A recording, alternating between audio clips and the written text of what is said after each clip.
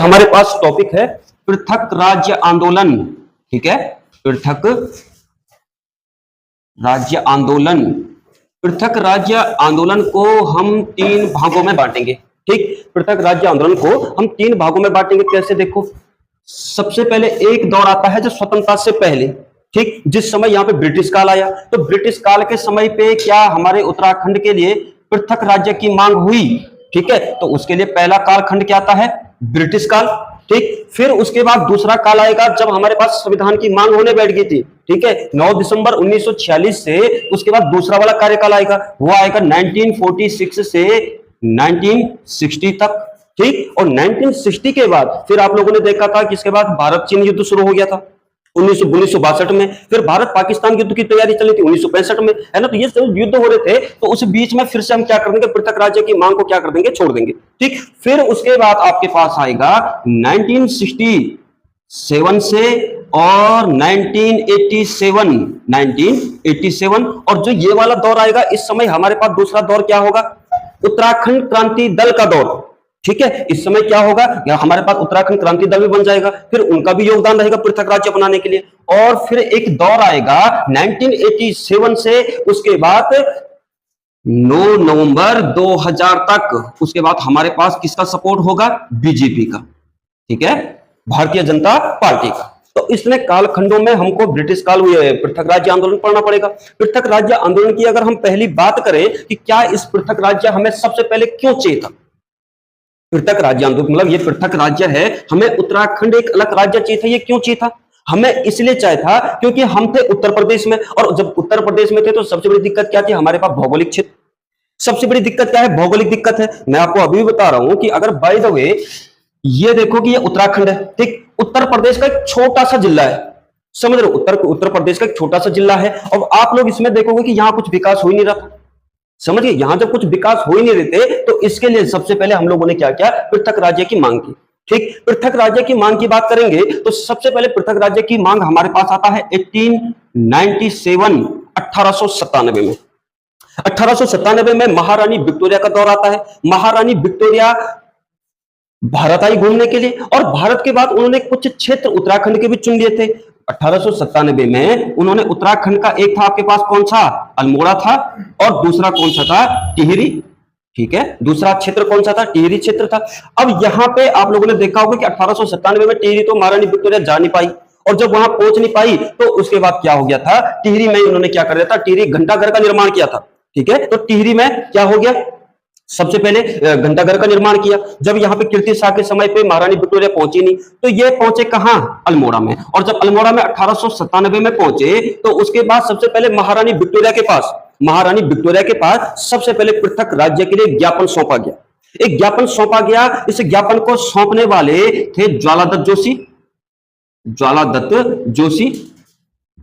ठीक है, और दूसरा आदमी था बद्री दत्त जोशी। इन दो लोगों ने सबसे पहले क्या किया? यहां पे महारानी विक्टोरिया के पास ज्ञापन सौंपा कि हमें एक पर्वतीय राज्य चाहिए। अभी उत्तराखंड का कहीं नाम नहीं है। ठीक है, जम्मू कश्मीर तो वैसे दिक्कत में था, लेकिन जो ये आपका हिमाचल प्रदेश का ये कांगड़ा वाला क्षेत्र हो गया, यहां से लेकर अल्मोड़ा तक, ठीक, यहां से लेकर अल्मोड़ा तक हमें क्या चाहिए? पर्वतीय राज्य चाहिए।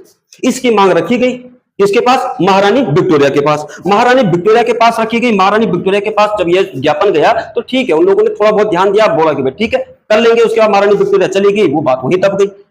फिर उसके बाद आपके पास जो दूसरा दौर आता है वो आता है कौन सा? आप लोगों ने देखा था कि 1917 का काल। 1917 का काल आता है जिस समय भारत में मॉन्टेग्यू चेम्सफोर्ड सुधार चल रहा था। तो मॉन्टेग्यू चेम्सफोर्ड सुधार चल रहा था तो हम लोग उनके पास भी चले गए। ठीक, उसी समय आप लोगों ने देखा होगा कि यहाँ पे कुमाऊं परिषद भी बन चुकी थी, और लगातार कुमाऊं परिषद के अधिवेशन भी चल रहे थे। लेकिन हमने मॉन्टेग्यू चेम्सफोर्ड से भी अपनी ज्ञापन सौंपा था, लेकिन ज्यादा इंटरेस्ट नहीं रखा था। क्यों? क्योंकि उस समय हम क्षेत्रीय आंदोलनों में फंसे थे।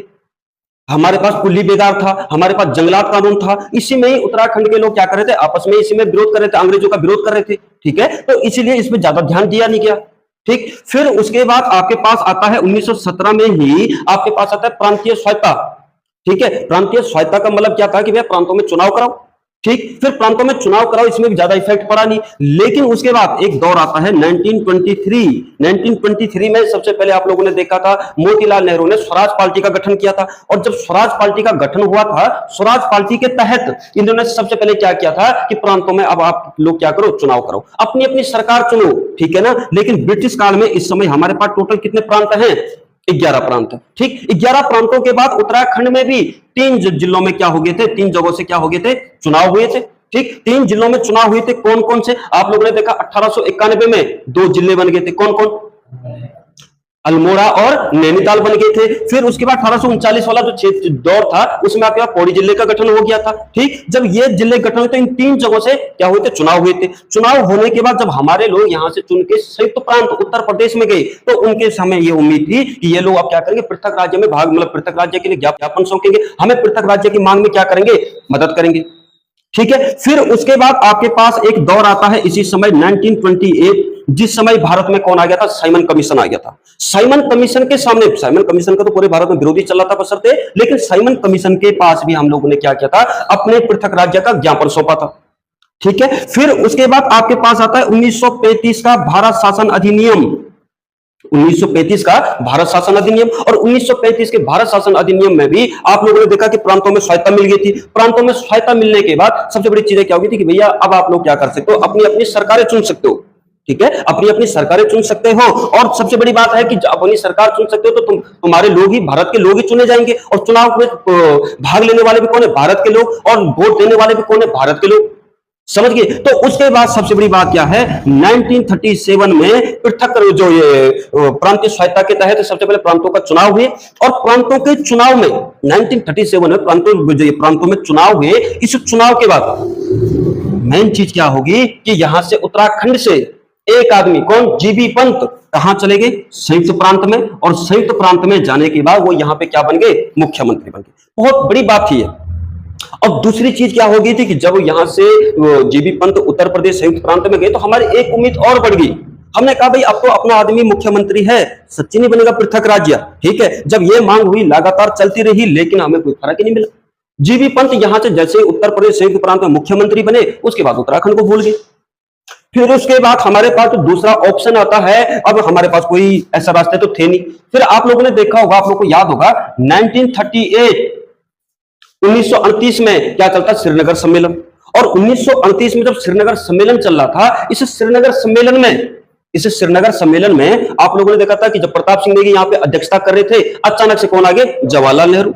और जब जवाहरलाल नेहरू आए तो जवाहरलाल नेहरू के सामने भी उत्तराखंड के लोगों ने क्या रख दिया, पृथक राज्य का ज्ञापन रख दिया, पृथक राज्य की मांग रखी। लेकिन उसके बाद इन्होंने बोल दिया भाई ठीक है, तुम्हें पृथक राज्य चाहिए, कोई बात नहीं, हम तुम्हें पृथक राज्य के लिए दे देंगे। ठीक, यहां से घोषणा हुई, जिस दिन देश आजाद होने दो और ये चीज हो जाएगी, बस पूरी घोषणा करके निकल गए यहां से।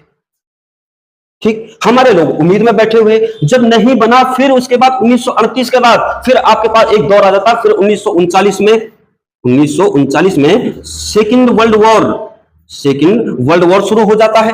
और जब सेकंड वर्ल्ड वॉर शुरू हो गया था तो आप लोगों ने देखा जितने 11 प्रांतों में 1937 में प्रांतीय काउंसिलों के चुनाव हुए थे, वो फिर से क्या हो गया, सब लोगों ने अपना इस्तीफा दे दिया और सब लोग आगे घर। अब जब सब लोग घर आ गए तो फिर से हम लोग भी साइलेंट हो गए।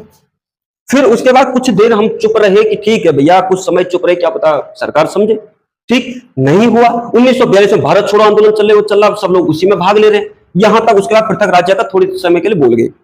लेकिन उसके बाद आपके पास आता है 1946, जब संविधान सभा बन गई। संविधान सभा के 9 दिसंबर 1946 को संविधान सभा की प्रथम बैठक हुई। और प्रथम बैठक के बाद फिर से भैया आप संविधान बनाओ, फिर हमें राज्य चाहिए, ऐसे चाहिए, फिर इन तरह की बातें होनी शुरू होगी। आपके पास एक कार्यकाल आता है 9 नवंबर 1948 को। इस समय धर आयोग ने एक चीज पकड़ ली कि भैया जो राज्य है उनका पुनर्निर्माण करो, राज्यों का गठन करो। राज्यों के गठन के लिए सबसे बड़ी बात, राज्य कौन से बनेंगे, जो अंग्रेजों के पहले से उन्होंने एक राज्य की तरह घोषित कर रखा था, इन्हीं को राज्य बनाओ। अब इन्हीं को राज्य बनाओ तो फिर से हमारे लोग चले गए धर आयोग के पास। धर आयोग के पास चले गए, यहां से अल्मोड़ा से, नैनीताल से, कुमाऊं से, गढ़वाल से सारे लोग चले गए।